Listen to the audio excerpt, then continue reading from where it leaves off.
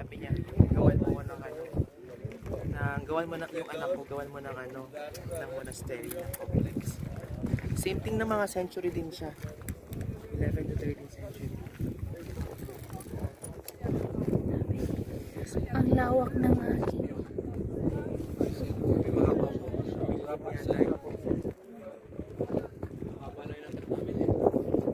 Uy, mas mahaba yung nakyat ko. Kanina. Isa na yung dalawa. Ha? Hindi na busy na yun. Papicture ako nakikita.